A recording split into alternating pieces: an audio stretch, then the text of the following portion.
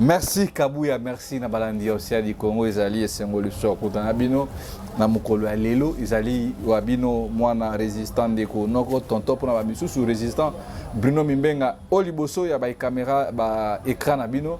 Alors na ekopesa bino mbote parce que boyebi que tozali en préparation na fait du mois oyo boye il faut kubanda déjà contre-offensive na bureau ya Seni et puis kubanda déjà ba activité ya minene vis-à-vis ya régime oyo bototikali na yango parce que batu oyo boye bayebisaki biso soki baye na pouvoir bakokomisa Congo Allemagne d'Afrique mais lelo oyo boye ba congolais baso comprendre te du jour au lendemain bazola muka souffrance eza komata se komata. Alors peuple congolais tozali suna ngonga ko perdre te parce que boyebi yango Marie-Jeanne José Ifoku mama wana alobaki na ba déclaration na a évoqué ba makambo et tellement ébélé et puis déjà ba kanda et puis boyebi loi Tchani ba ça ko continuer ko accélérer et puis par rapport à ba déclaration et laisser tambo mwamba wa lobaki il faut ko bossa na élection parce que mboka na biso eza agressé yango nde ezali mama na likambo o boto ko sola yango na bino ba congolais parce que biso ba résistant to lobby soki élection ko sale matin monsieur Tshisekedi abongama déjà parce que azui oyobo akaki kozwa azui mbongo azui lokumu ba azui oyobo alingaki kozwa na vie na asi asali yango wana boyebi bandeko na ngai na onde ezali parmi ba actualité ezali sujet oyobo to komeka ko sensibiliser ba résistant et puis ko sensibiliser ba kongomani parce que makambo balobi na kati ya makambo wana ya Marie-Jeanne José Ifoku ils a vraiment kotali ça que non batu wana bazali ko meka peuple congolais. Alors biso etaka ba résistant de trobaki na fait du mois oyobo il faut déjà ba action sur Félix Tshisekedi et puis contre Denis Kadima Oyebwe azali wana ko préparer tricherie ya glissement. Alors peuple congolais à lobby il faut que ça la débarrasse na régime Oyebwe et puis pour même peuple na révolution populaire yango wana bande ko na ngai ndenge boyebi tribalisme na Congo ekomi nango monnaie courante eza soni na mboka lokola Congo et puis toza tango mboka pays nyonso ya monde et la muki et sur conscience ba komi na ba avancer ba haute technologie mais pas na biso na Congo toza toujours en recul na ba makambo misusu lelo oyo bonde na zo bisa bino boyebi à l'époque tant batu oyo ba fatiga ba yaki na pouvoir na bango ba bandaki ko loba awa ko perore ote passeport pose passeport il faut $99 passeport de tozolo ba awa na mboka oyo passeport ekomi luxe ba étudiant na biso ba kangami na ba Grèce ba to misu mo ba renouveler ba banini na bango ba passeport na bango ezalité parce que gouvernement congolais azo fournir sur ba passeport pose passeport na ministère affaires étrangères et pas à Lutundula Christophe Lutundula papa wana to bandai ko kanisa que non azali pe parmi batu oyo botan azaki na opposition sur azolo ba français azo fignoler français azo magno la langue de Molière olobi non batu oyo boye ceux qui to pesi bango pouvoir ba ko sala quelque chose mais lelo oyo banazo bisabino bandeko na ngai tribalisme ekoti na kati ya ministère affaires étrangères kuna soke na ministère on okutaka batete la ah cho o tete la ki mafumbe o nini boy donc il tete la na ministère affaires étrangères kende zonga donc to comprendre te et puis passeport comme il pose un passeport il faut $500 $400 donc prix zo banate et comme likambo ya cop même na ba corps diplomate baza na Congo a bazoli la likambo ya passeport mais ndenge boyebi un presse au Congo moi na Tshisekedi Atoni Tshisekedi akei ko négocier na société moko turque ndenge à l'époque Zoé Kabila salaki bo batu oyo boye bazo kolanda kaka matambe ya Joseph Kabila et là comme moko te oyo bango babana ko reprocher na Kabila oyo bango ba changer emonanité bango bazo copier kaka oyo Kabila salaki donc ndenge Zoé Kabila bana ko sala ba cop na makambo ya carte ya passeport lelo oyo boye mwana Félix Tshisekedi Atoni Tshisekedi yepe ake ko négocier na ba turc pour ba banda ko fournir biso ba carte ya passeport d'ici 2024 selon ndenge ba société wana nde ba yokani na bango botala niveau ya médiocrité mboka mobimba tozangi permis de conduire Même la présidente de la République, au monde a fini sa kendakazonga mata kita salaboy. Mboke zangi permis de conduire. Permis de conduire bazo sa la kaka oya ba régime passé oya Kabila. Si comme mboka aboye, comment est-ce que les gens vont nous prendre au sérieux? Lelo oyo bok Félix alobaki na banzela Belgique na ba tongé na ba restaurant à Paris partout Félix ba na kotambola. Azoloba Kagame c'est un partenaire fiable. Kagame est non, alors Kagame c'est un sanguinaire. Atambola na ba panafricaniste ko localisation non voilà Kagame on tazo tia sécurité en boka na biso. Félix a eu pouvoir parrainé par les Rwandais Tutsi. Félix est comme non Kagame c'est un partenaire fiable. Oh, comment va pas quoi? Mais le boy Félix est comme non Rwanda a agressé Kagame. Comment est-ce que yo olobaki Kagame à l'époque dans l'opposition que Kagame c'est sanguinaire? Kaka yo moko oye kozonga Kagame c'est un partenaire fiable. Kaka yo moko oye lisusu kozonga Kagame c'est un sanguinaire. Comment est-ce que les gens vont nous prendre au sérieux? Bande konangai Félix aza kolekisela biso tango. Lelo oyo boye ba Rwanda baza ko avancer. Bisia tu ba Rwanda bazo tamona ba communauté internationale wana baza ko brandi. Ba koro ba signala Félix. Comment est-ce que mboka mobimba lokola Congo o ezala mibeko za kotambusa mboka mais Chilombo azo tambola ko signaka ba koro à titre individuel? Comment est-ce que ba tona ba kozwa biso au sérieux?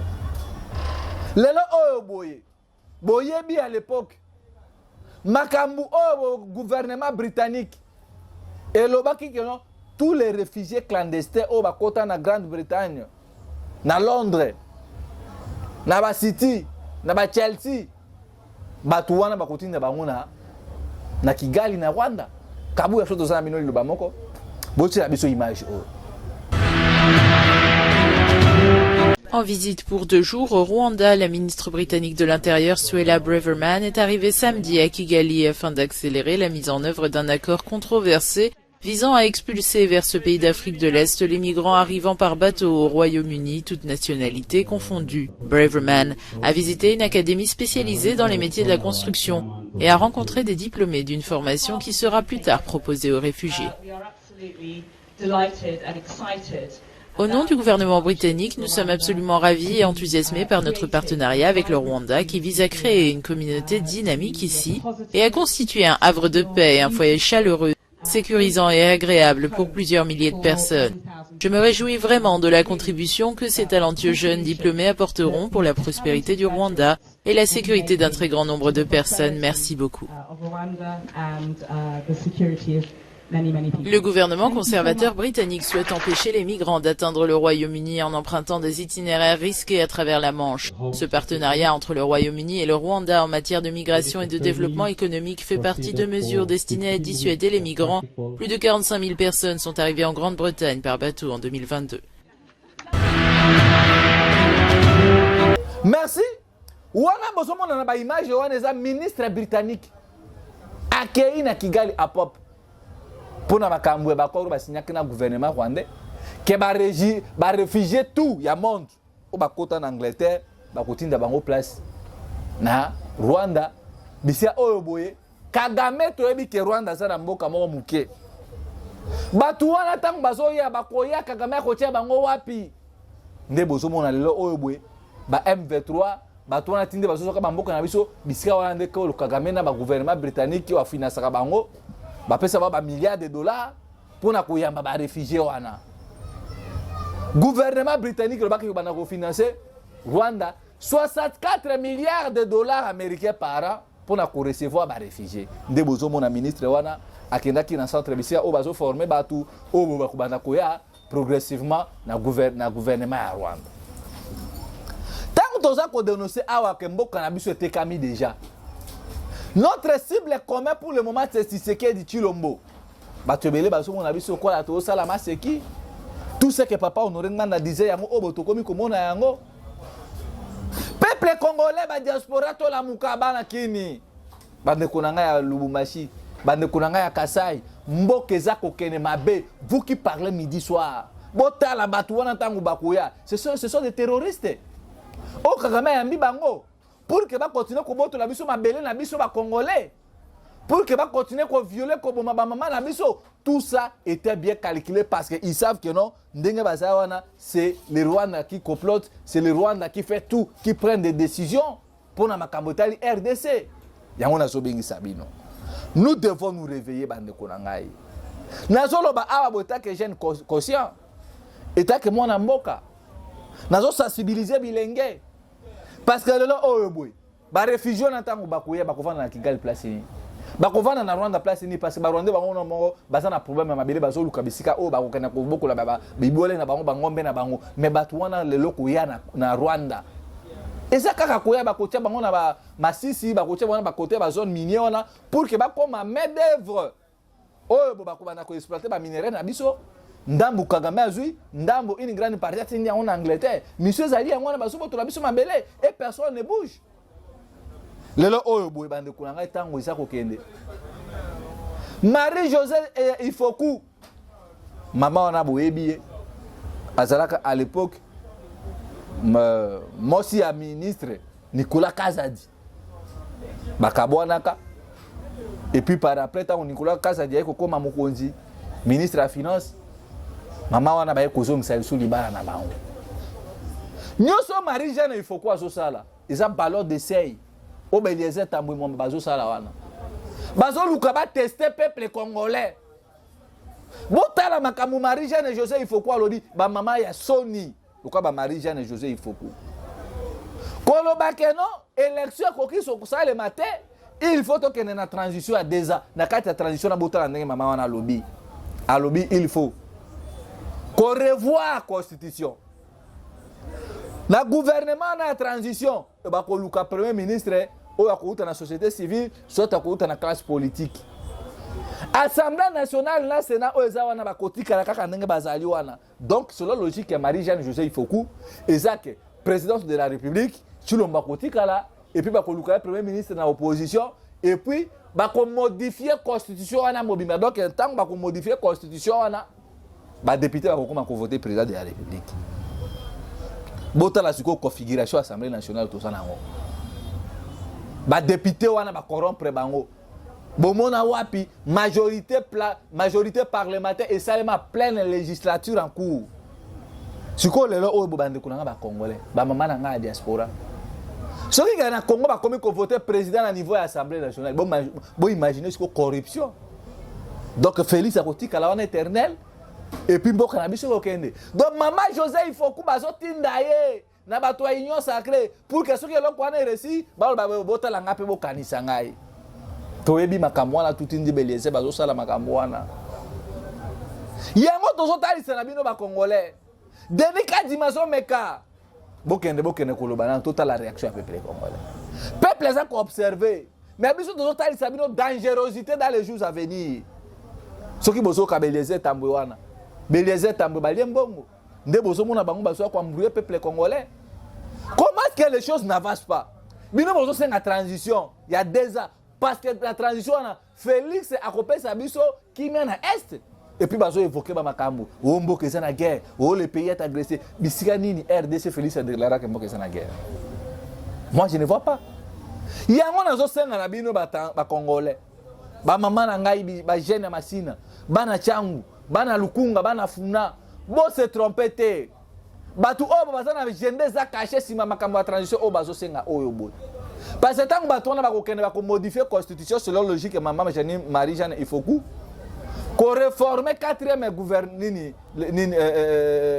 république et causa en faveur ya Tshisekedi Tshilombo oyo boy bakoya kokotisa ba Rwandais bakokotisa ba Angolais bakokotisa ba Tanzaniens parce que mission la bango ezali yango wana que Félix avanda wana bango ba continuer ko exploiter ba continuer ko piller Congo ba continuer ko boma ndenge boso mona le oyo boy Félix Tshisekedi un soi-disant entre guillemets président plénipotentiaire.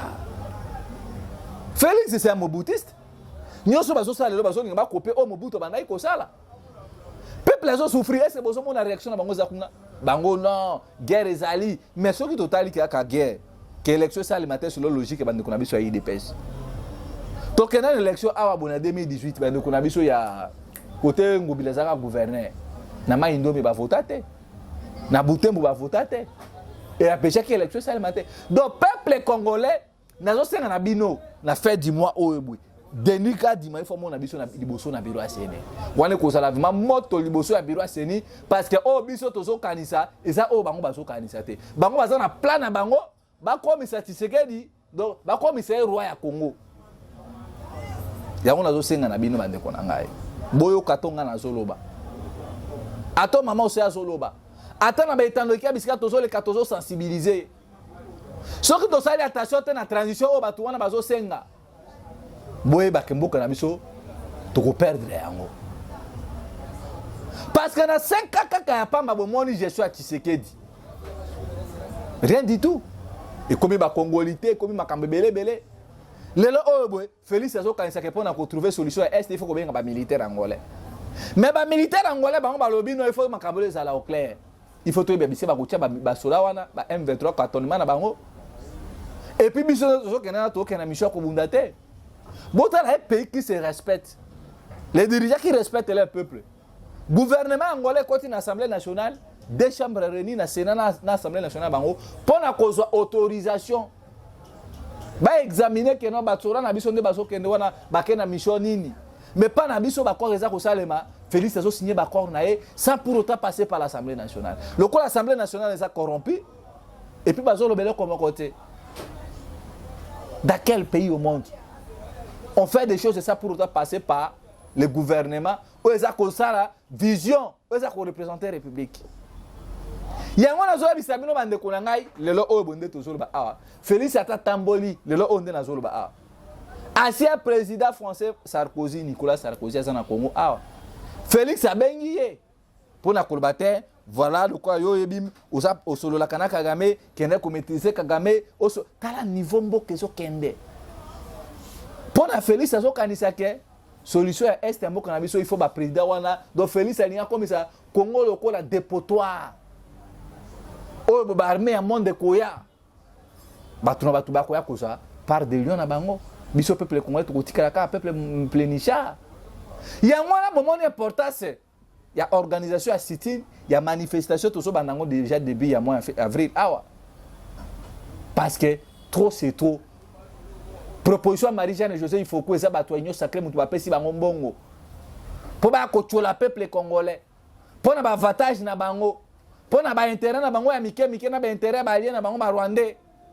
Alors moi je sais que peuple debout, peuple conscient, ceux qui totelemi té pour na ko barenzela oyo boye bango ba tona ba ko réussir biso. Kabila na 2006, il avait réussi à organiser ba élection. Na premier mandat na Kabila pesa ba élection en 2011. La 2006, 2018. Bien que quelqu'un qui l'a glissement, mais bon on a déjà intentionnalité. Il y a régime à Tshisekedi. Qu'est-ce qui se cache derrière Makambouane?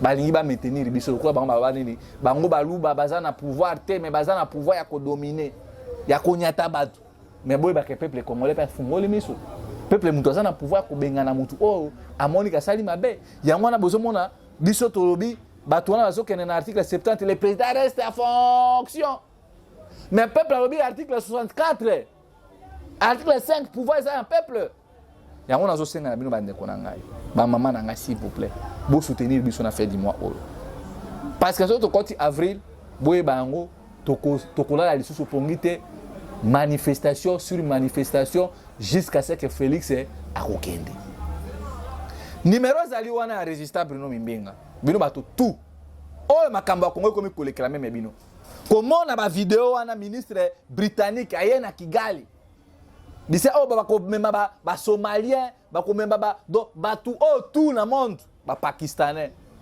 ba djihadiste pona koya kozamboka na biso il peut pesa bino kanda et révolter bino makambo papa on manda banda ko loba yango o to komi ko vivre donc il est temps que nous devons nous réveiller na so bisa bino je serai un Ousmane Sonko congolais na koza na Ousmane Sonko pour libérer ce pays ngana ba mama osiana baningo tozo mungana ba on toza na besoin ya bino ya lisungi na bino numéro ezali wana plus 243 81 73 11 702 plus 243 81 73 11 702 wanande soki bokomeli biso $1 $2 pour permettre ba résistant to louer ba transport to louer bus moi mai moi mateka parce que na seni wana boyebi ils a déjà toujours simba déjà pouvoir à bato il faut qu'on banda déjà opération na balabala yango bomoni biso tolobi tozo nga simate il faut d'abord commencer là où ça fait mal. Là où ça fait mal, c'est la CENI. Il faut commencer par chasser Denis Kadimana Tshisekedi. Et à ce moment-là, nous allons voir comment ce que le peuple soit pouvoir dans Boko et puis à couper c'est la moto alingi pour akambaye. Ngana bino tokutani na mikolo ezali koya ingeta bo partager mission bo ebisa bandeko bo sensibiliser bango que ba jeune ba telemi bilenge ba telemi barobi pas question ceux qui transition ko sale ma transition wana ça Tshisekedi tu le mot parce que Tshisekedi a trahi le pays bozo ka ba prédication cardinal en Bongo notre pays a été vendu parce que ils en a battu bazaki le koso ya pouvoir bazaki na le koso ya Bongo le oboy boboni ndenge ba ennemi ba komi koso mboko na biso ngana bino tokutani na mikolo ezali koya ingeta